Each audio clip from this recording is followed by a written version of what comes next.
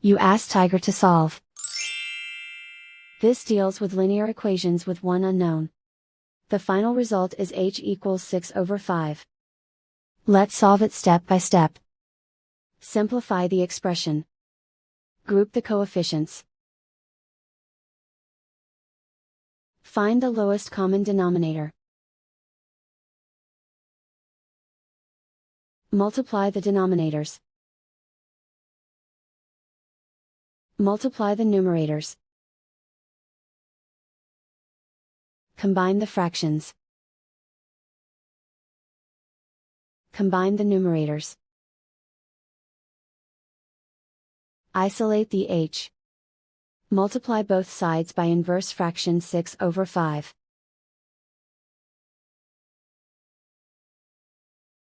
Group like terms. Multiply the coefficients. Simplify the fraction. Remove the ones. And so the final result is h equals 6/5.